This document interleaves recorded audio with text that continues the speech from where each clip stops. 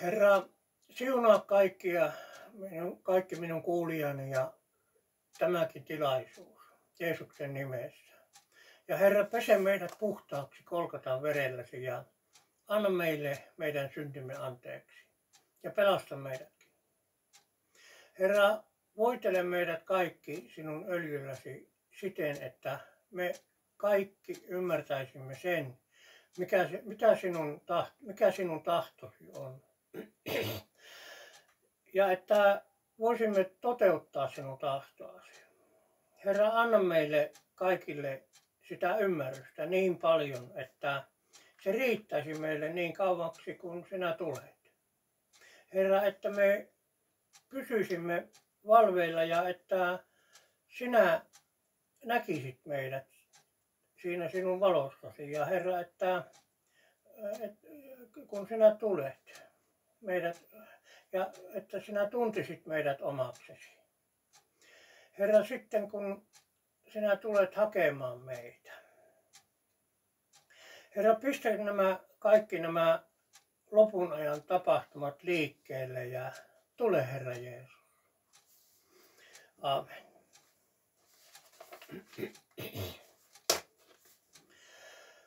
Rauha kanssasi. Nyt on maanantai 3.11.2025. Kerroin aiemmilla videoilla, että jokainen Raamatun sana, jae tai lause pitää olla sopusoinnussa keskenään. Vasta sitten olemme ymmärtäneet Jumalan sanan oikein. Raamatusta ei ole ristiriitaisuuksia. Ja kaikkien sanojen pitää olla sopusoinnussa keskenään. Ja jos ristiriitaisuutta löydetään, niin jokaisen uskovan korvissa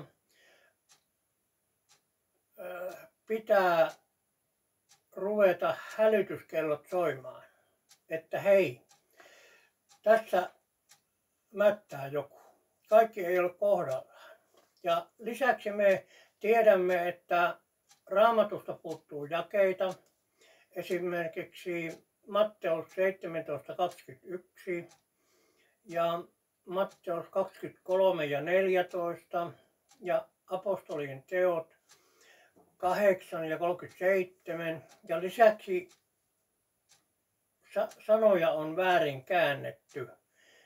Esimerkiksi 2. Tessalonikalaiskirje 2. luku ja 3. jae sana luopumus on käännetty väärin.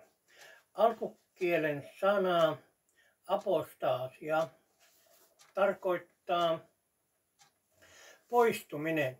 Eli pitää lukea, sillä se päivä ei tule ennen kuin poistuminen ensin tapahtuu ja laittomuuden ihminen ilmestyy. Siis vasta poistumisen jälkeen ilmestyy tuo laiton. Yhtä kaikki. Raamattua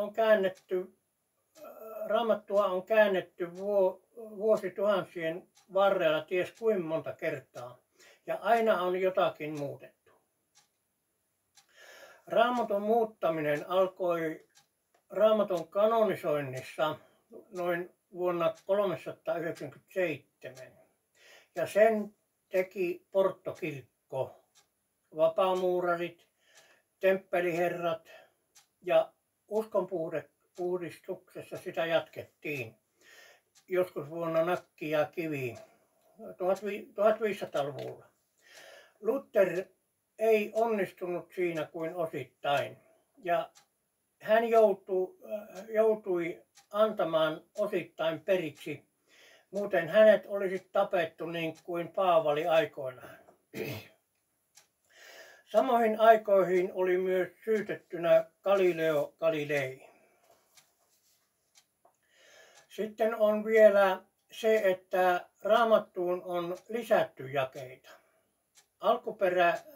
Alkuteksteissä ei ole jakeiden numerointia, vaan ne on kirjoitettu kaikki peräkkäin. Törmäsin jo viime talvena 2 jakeeseen, jossa on selvä, hyvin näkyvä ristiriita.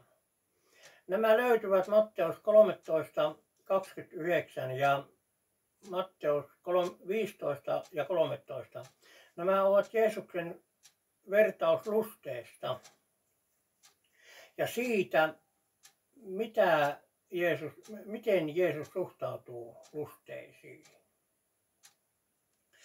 Luetaanpa nuo Matteus 13:24 ja 30. Toisen vertauksen hän puhui heille sanoen, taivasten valtakunta on verrattava mieheen, joka kylvi hyvän siemenen peltoonsa, mutta ihmisten nukkuessa hänen vihamiehensä tuli ja kylvi lustetta nisun sekaan ja meni pois. Ja kun laiho kasvoi ja teki hedelmää, silloin lustekin tuli näkyviin. Niin perheisännän palvelijat tulivat ja sanoivat hänelle, Herra, etkö kylvänyt peltoosi hyvää siementä? Mistä siihen sitten on tullut lustetta? Hän sanoi heille, se on vihamies tehnyt. Niin palvelijat sanoivat hänelle, tahdotko, että menemme ja kokoamme sen? Mutta hän sanoi, ettette lustetta kootessanne nyhtäisi sen mukana nisuakin. Antakaa molempien kasvaa yhdessä elonleikkuuseen asti, ja elon aikana minä sanon leikkuumiehille, kootkaa ensin luste ja sitokaa se kimppuihin poltettavaksi, mutta nisu korjatkaa minun aittaani. Ja luetaanpa myös tuo alaviite Matteus 3 ja 12.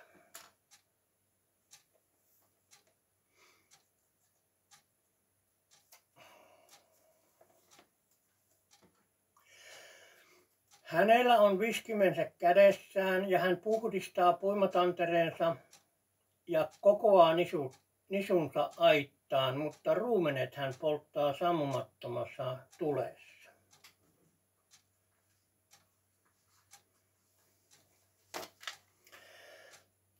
Juuri nyt on menossa tämä puimatantereen puhdistaminen. Ja huomaa, sitten hän kokoaa nisunsa aittaansa. Tässä sanottiin, hän puhdistaa puimatantereensa ja kokoaa nisunsa aittaansa. Ensin. Sitten hän kokoaa nisunsa aittaansa. Tämä on se, kun tulee morsiamen tempaus. Sitten hän polttaa ruumenet, eli lusteet. Ja tämä sammumaton tuli on se, kun tulee se itku ja parku. Miksi minä jäin jäljelle? Tässä on tämä järjestys. Ja kokoaa nisunsa aittaansa, mutta ruumenet hän polttaa sammumattomassa tulessa. Ensin nisut, sitten ruumenet poltetaan.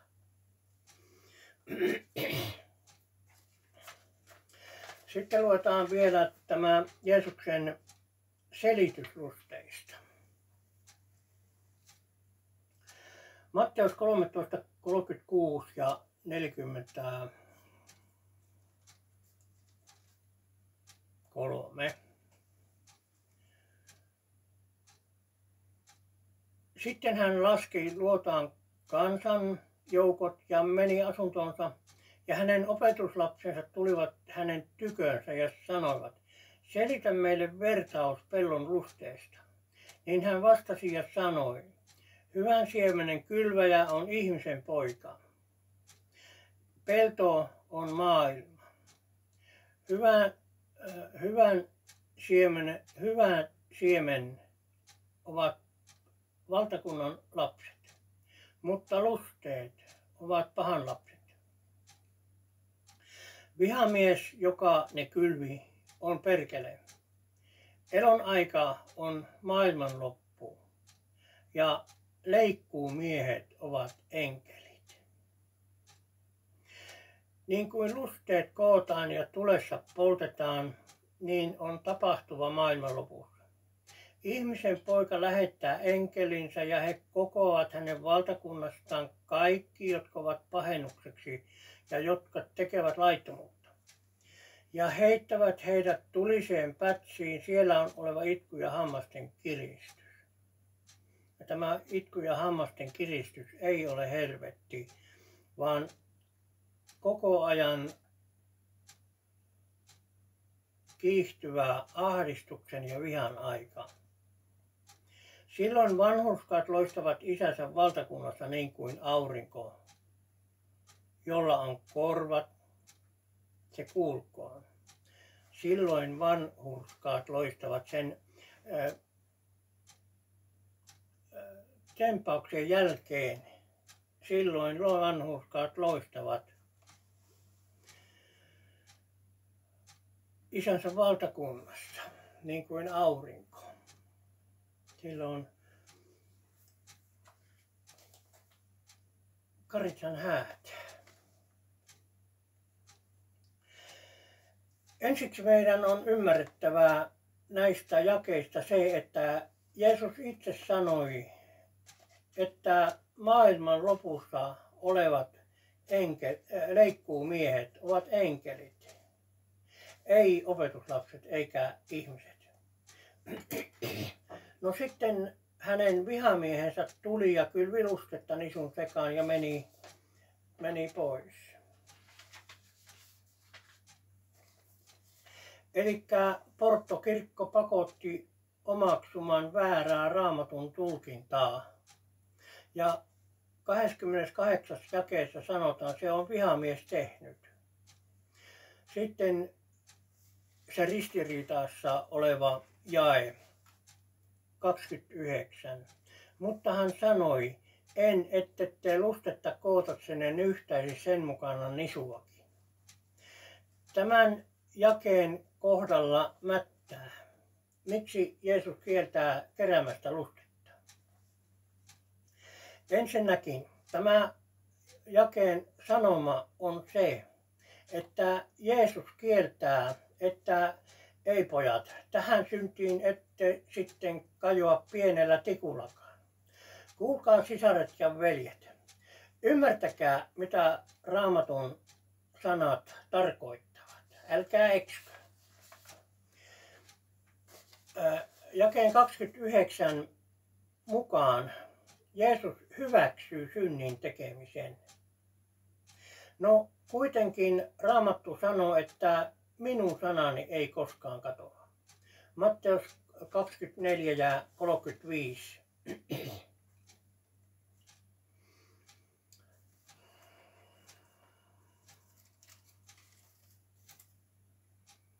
Taivas ja maa katoavat, mutta minun sanani eivät koskaan katoa. No ei totisesti katoakaan, koska se voidaan tarkistaa. Ja nyt me tarkistamme tämän sanan. Matteus 15 ja 10-20.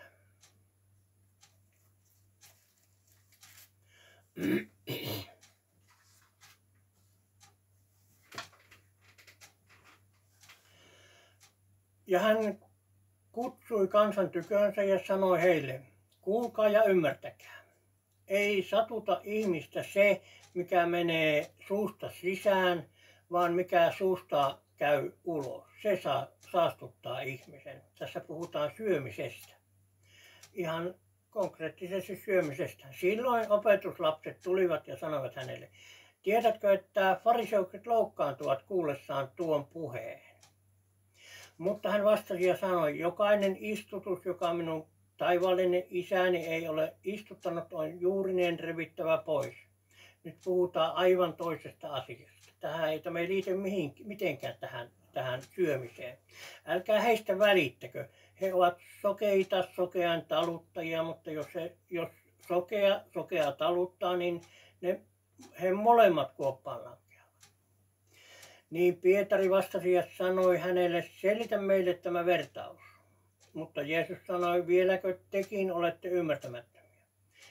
Ettekö käsitä, että kaikki mitä käy suusta sisään ja menee vatsaan ja ulostuu, taas puhuttiin syömisestä. Mutta mikä käy suusta ulos, se tulee sydämestä ja se saastuttaa ihmisen.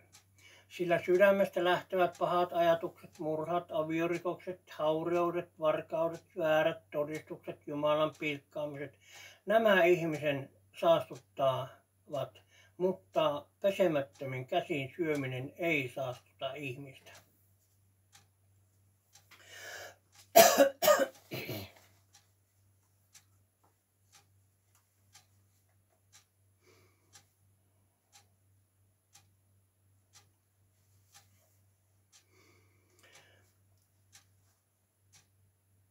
Matteus 15, 10-20 on Jeesuksen kertomus syömisestä. Lukekaa tämä vielä itse kotona. Ja keskellä tätä kertomusta on 13 jae, joka ei kuulu tähän kontekstiin ollenkaan. Se menee näin, mutta hän vastasi ja sanoi, jokainen istutus, joka minun taivaallinen isäni ei ole istuttanut, on juurineen revittävä pois. Kuulkaa minua, Suomen kristityt. Tässä Jeesus kertoo, mitä mieltä hän on lusteista. Ei mistään syömisestä, kuinka luet. Tässä ei kerrota syömisestä tässä jakeessa. Ja Matteus 13.29 oleva sana ei ole Jeesuksen sanoja, vaan tämä jae on meidän raamattumme lisätty. Tämä Matteus 13.29. Ja koska Jeesus kieltää tässä lusteen keräämisen, Jeesushan teki siis syntiä tässä itsekin. Ei, vaan Jumalan tahto on se, että kaikki hänen lapsensa erottaisivat, missä sitä lustetta on.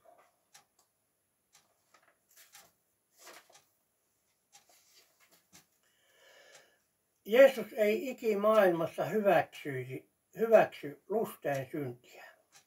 Saatikka sitä, että kun tämä 29. jae avaa myös mahdollisuuden sille, ettei näitä kaikkia lusteita edes tutkittaisi, eikä kukaan saisi niihin edes kajota. Milloin viimeksi kuulit saarnan lusteista? Niinpä niin. Kuinka hyvin on mennyt Porttokirkon opit perille.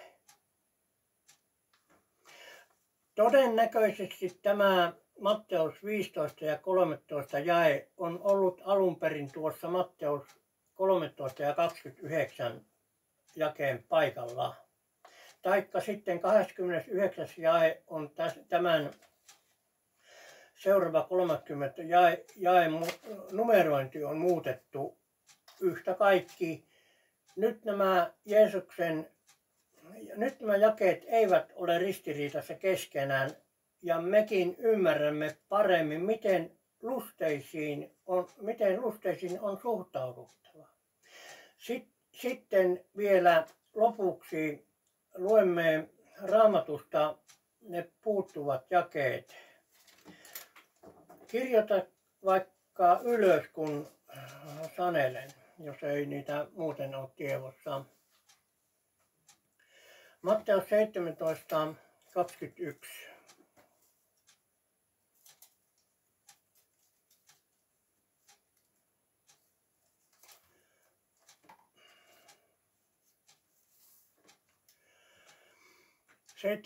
jae. Tämä laji ei lähde muulla kuin rukouksella ja paastolla.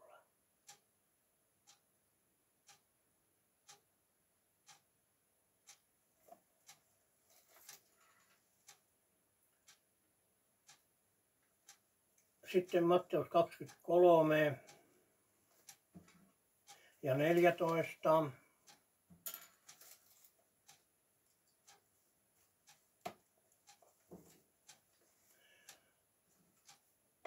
Voi teitä kirjanoppineet ja fariseukset,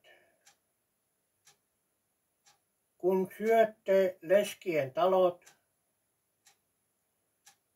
jopa näyn vuoksi pitkiä rukouksia pidätte.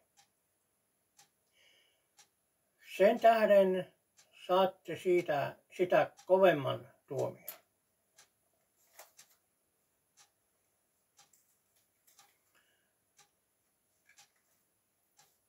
Ja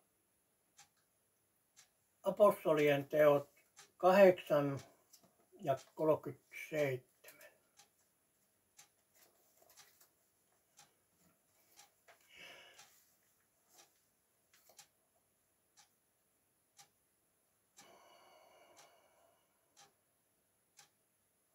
Tässä on kysymys siitä, kun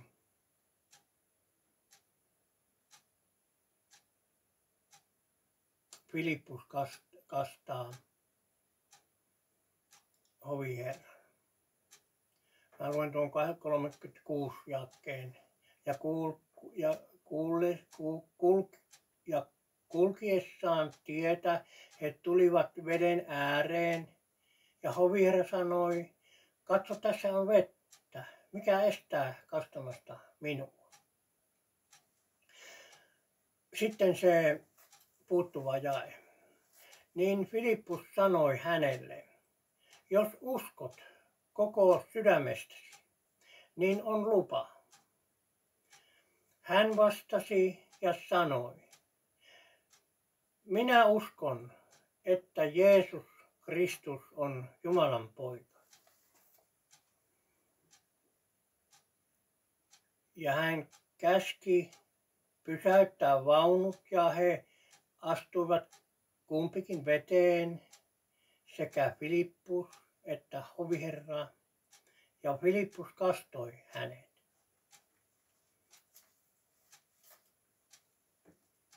Ja sitten vielä tuo väärin käännetty luopumussana, 2 Tessalonikalaiskirje 2 ja 3. Kolmas jae. Tämä on täällä Raamatussa tällä tavalla. Älkää antako kenenkään vietellä itseänne millään tavalla, sillä se päivä ei tule ennen kuin luopumus ensin tapahtuu ja laittomainen ihminen ilmestyy, kadotuksen lapsi. Tämä pitää lukea sillä tavalla, että sillä se päivä ei tule. Älkää antako kenenkään vietellä itseänne millään tavalla, sillä se päivä ei tule ennen kuin poistuminen ensin tapahtuu ja laittomuuden ihminen ilmestyy, kadotuksen lapsi.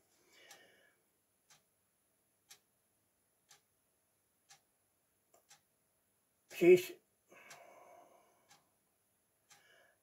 alkukielen sana apostaasia, joka merkitsee poistuminen.